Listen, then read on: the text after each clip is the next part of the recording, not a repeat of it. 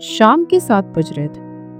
अमित अपनी ऑफिस की चमचमाती इमारत से निकला तो उस सिर पर भारी बोझ लिए हुए था। 30 पार कर चुके इस सॉफ्टवेयर इंजीनियर के पास इस समय सब कुछ था। अच्छी सैलरी, शानदार कार, लग्जरी फ्लैट। फिर भी उसके कदमों में वही थकान थी जो पिछले 5 सालों से उसका पीछा कर रही। रोज की तरह वो आज भी उसी पार्क के बेंच पर आकर बैठ गया जहां से उसे उसका फ्लैट साफ दिखाई देता। तभी वहां एक सफेद दाढ़ी वाली बुजुर्ग चले आए। उन्होंने अमित को वहां बैठे थे तो उसके पास आए और बड़े प्यार से उससे पूछा, बेटा, रोज इसी बेंच पर तुम्हें इतना उदास बैठा हुआ देखता हूँ, क्या कारण है इसके पीछे? अमित ने इतनी सुना तो उसने टूटी हुई मुस्कान के साथ उस बुजुर्ग इंसान को देखा और धीरे से जवाब दिया, शायद इसलिए क्योंकि मैं खुद से भाग रहा हूं। बुजुर्ग की आंखों में यह सुनकर एक अजीब सी चमक उभर आई। वो हल्का सा मुस्कुराया और उसकी ओर अपनी 3 उंगली उठाते हुए कहा, मैं समझ गया बेटा, तुम्हारी समस्या मैं अच्छे से समझ गया।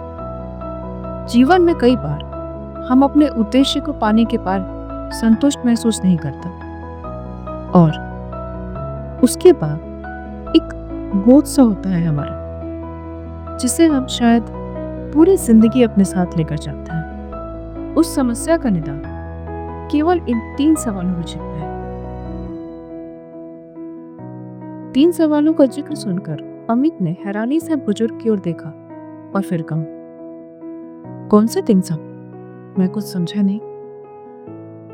बुजुर्ग आकर अमित के बगल में बैठ गया और कहा, वो 3 सवाल जो आज तुम्हारी जिंदगी बदलने वाले हैं।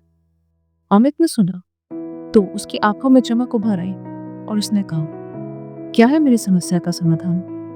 प्लीज मुझे बताइए, मैं तंग आ गया हूँ अपनी जिंदगी से। मुझे समझ में नहीं आ रहा कि मैं संतुष्ट क्यों नहीं हो पा रही। शांत हो जाओ बेटा, मैं तुम्हें बताता।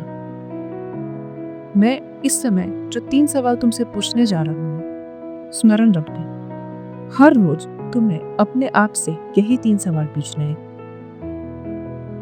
पहला सवाल, तुम्हारे जीने का असल मकसद क्या है?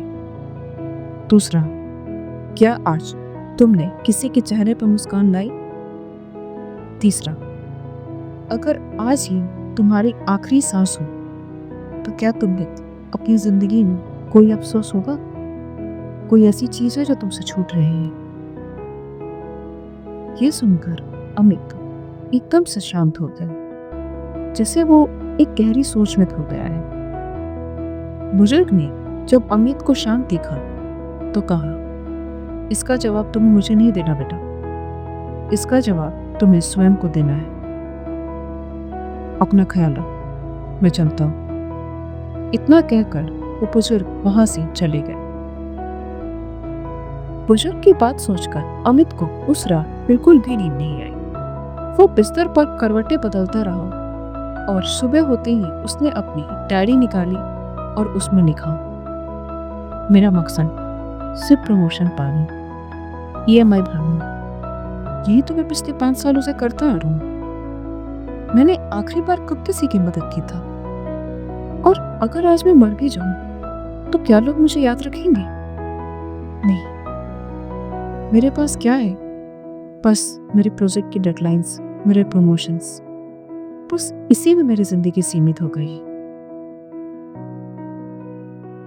इसके बाद अमित हर रोज अपने आप से ये सवाल करता और धीरे धीरे उसकी जिंदगी में एक सकारात्मक बदलाव आने लगे। उसे महसूस होने लगा जैसे वो धीरे धीरे अपनी जिंदगी में संतुष्टि की ओर जा रहा है। इसी तरह अगले 6 महीने में अमित की जिंदगी पूरी बदल गई। उसने हर शनिवार स्लम के बच्चों को कंप्यूटर सिखाना शुरू किया, जिसके लिए वो उनसे कोई भी पैसे नहीं लेता था। बस अपने काम से थोड़ा समय निकालता और उन बच्चों की मदद करती। अपने ऑफिस के नए जूनियर्स को उसने मेंटोर करना शुरू कर दिया। वो हर रोज उन्हें कुछ नया सिखाता और उनके थ्रोट में उनके हेल्प करा करता था। इसके साथ ही वो रोज सुबह जल्दी उठता और सुबह पार्क जाकर जानवरों के लिए नियम से खाना डाला और सबसे आखिर हर रात उसने डिनर पर परिवार के साथ वक्त बिताना शुरू किया और बिना फोन के उनके पास बैठे रहना। ये सब करके अगले 1 साल में अमित पूरा बदल चुका था। अब उसे अपनी लाइफ में कोई कमी महसूस नहीं हुआ करती थी। उसे महसूस होता था जैसे अब उसकी जिंदगी एक ठहराव की ओर जा रही है। वो हर रोज संतुष्ट होकर सोया करता और उसे महसूस होता जैसे उसके आसपास सब कुछ सही है, उसके परिवार वाले उससे खुश हैं, वो अपने आप से खुश हैं। कुछ दिनों बाद उसे पार्क में अमित बेंच पर एकदम खामोश बैठा था, लेकिन इस वक्त उसके चेहरे पर एक अलग ही चमक था। तभी वही बुजुर्ग अचानक से प्रकट होगी। क्या तुम्हें अपने सवालों के जवाब मिल गए बेटा? अचानक से बुजुर्ग की आवाज सुनकर अमित उस दिशा की ओर देखा। सामने बुजुर्ग को खड़ा पाकर अमित को हैरानी। वो उठा और अपने हाथ जोड़ते हुए कहा, प्रणाम बाबा, आप अचानक यहाँ? पिछले 1 सालों में तो मैंने आपको यहाँ कभी नहीं देखा। ये सुनकर बुजुर्ग मुस्कुराए और कहा, मैंने पूछा, क्या तुम्हें तुम्हारे सवालों के जवाब मिल गए? हाँ बाबा, और आपके उन 3 सवालों में आज मेरी जिंदगी पूरी बदल दी है। अब मुझे अपने सिर पर एक बोझ सा महसूस नहीं होता है। मेरा काम, मेरी जिंदगी, मेरा परिवार, सब कुछ सही चल रहा है। मुझे समझ में नहीं आ रहा है कि मैं किन शब्दों में आपका शुक्र अदा करूं। बुजुर्ग ने जब ये सुना तो उन्होंने कहा, मेरा शुक्रिया अदा करने की आवश्यकता नहीं है बेटा, मेरा तो फर्ज था तुम्हें सही राह दिखा। मुझे खुशी है कि वह बोझ तुम सुन कर गया। ये सुनकर अमित की आंखों में नमी उभर है, पर उसकी मुस्कान चमक रही थी। हाँ बाबा, अब मैंने जान ली कि सफलता बैंक बैलेंस से नहीं बल्कि दिलों में जगह बनाने से मिलती है। अब मैं हर रोज किसी न किसी के चेहरे पे मुस्कान की वजह बनता हूँ, कभी अपने परिवार की, कभी अपनी पत्नी की, कभी अपने बच्चों की। मेरी जिंदगी में अब एक अलग ही शांति है, एक अलग ही संतुष्टि महसूस होती है मुझे, और इन सब के लिए मैं सदा आपका आभारी रहूंगा। और अगर आज ये मेरा आखिरी दिन भी होगा तो मैं शांति से जा सकता हूँ, क्योंकि अब मैंने जीना सीख लिया है बाबा। ये सुनकर बुजुर्ग मुस्कुराए और अमित के सिर पर हाथ रखते हुए कहा, जीते रहो बेटा, आज तुमने सच्चे अर्थ में जीवन को समझ लिया है और असल मायने में अब तुम धनवान हो गए। मेरा आशीर्वाद सदैव तुम्हारे साथ है। अमित बस नम आंखों से बुजुर्ग को देखता रहा और बुजुर्ग मुस्कुराते हुए, अब मुझे चलना चाहिए बेटा। इतना कहकर वो बुजुर्ग धीमे कदमों से वहां से चले गए।